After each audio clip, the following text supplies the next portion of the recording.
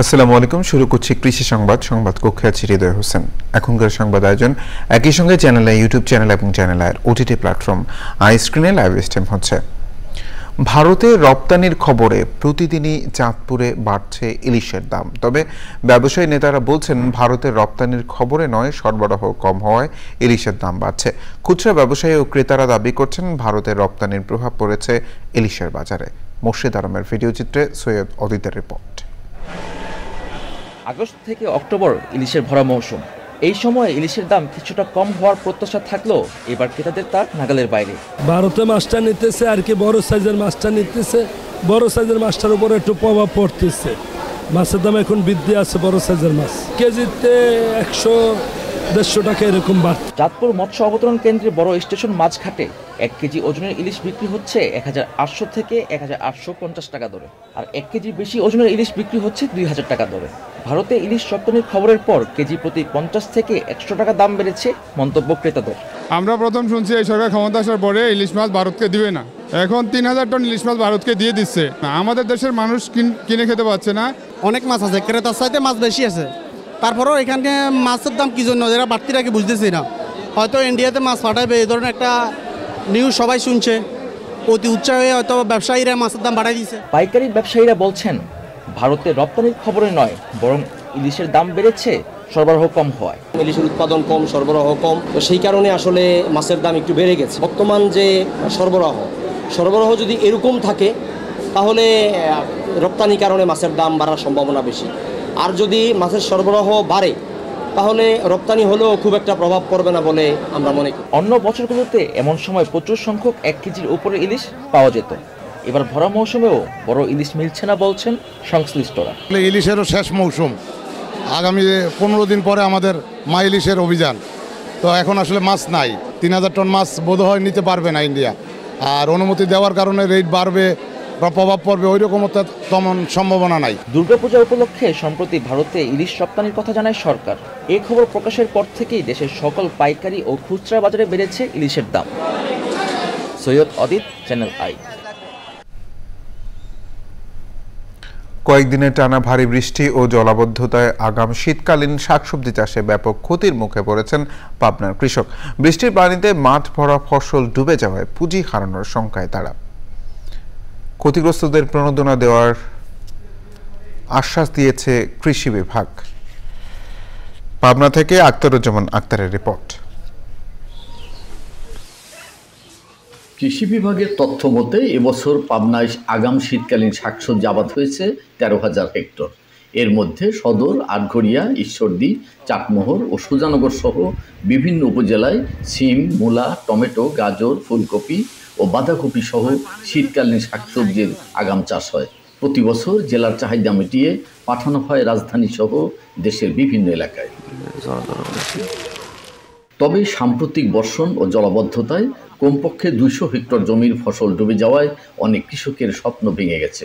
সিম লাগাইছিলাম আর বেগুন লাগাইছিলাম, তারপর ধুমা লাগাইছিলাম, ধান লাগাইছিলাম 3 বিঘে, সব ডুবে গেছে। অতি বৃষ্টির কারণে ওই আপনারা মিলে গাছের পানি আসে, আমার মাঠে পানি বাইরে জায়গা নেই, ক্ষেতগুলো সব মারি গেছে। বৃষ্টির পানি নিষ্কাশন ব্যবস্থা না থাকায় ফসলি জমিতে মারাত্মক জলাবদ্ধতার সৃষ্টি হয়েছে। প্রচুর খরচ, 1 বিঘে ভূমি লাউ করতে মনে করেন 30 থেকে 35,000 খরচ, 1 বিঘে ভূমি সিম করতে 40 থেকে 50,000 খরচ, 1 বিঘে ধান লাগাতে আমার 20,000 খরচ। এরকম করে আবাদ করে আমার এই টানা বৃষ্টি 7 দিনকার বৃষ্টিতে আমার এই ক্ষেতগুলি সব নষ্ট হয়ে গেছে। বৃষ্টিতে একবারে আমাদের সব বনাশ হয়ে গেছে। লাউ, সিম, করলা, ইমে, কলা মলা যা ছিল সবই একবার শেষ।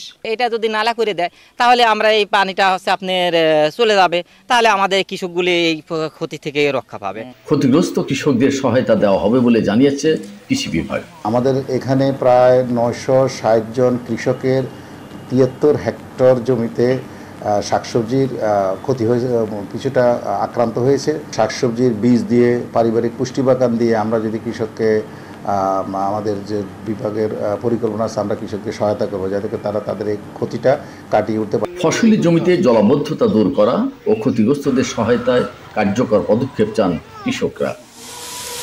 Aktaruzzaman Akhtar, channel I, Pabna. ভারতে রপ্তানির খবরে বাজারে ইলিশের দাম বেড়েছে। এমন খবরে বরিশালের বাজারগুলোতে অভিযান চালিয়েছে ভোক্তা অধিকার সংরক্ষণ পরিষদ। দুপুরে নগরীর সবচেয়ে বড় মাছের মোকাম পোর্ট রোড মৎস্য অবতরণ কেন্দ্রে অভিযান পরিচালনা করে মাছের পাইকারি ও খুচরা বিক্রেতাদের সতর্ক করে ভোক্তা অধিকার সংরক্ষণ অধিদপ্তর।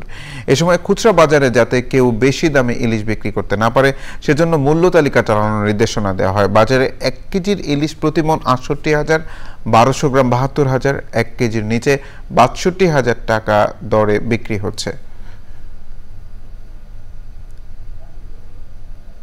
গাজীপুরের মির্জাপুরে লেয়ার মুরগি পালন করে স্বাবলম্বী হয়েছেন মুকসিদ আলম। ছাত্র জীবন থেকেই লেখাপড়া শেষে শখের বসে খামার করছেন তিনি। গাজীপুর থেকে ফজলুল হক মোরলের তথ্য ও মাসুদ পারভেজের ভিডিও চিত্রে আল মুকসিদের রিপোর্ট। প্রথমে একটি মুরগির শেড তৈরি করে 1000 লেয়ার মুরগি পালন শুরু করেন SM মুকসিদ আলম।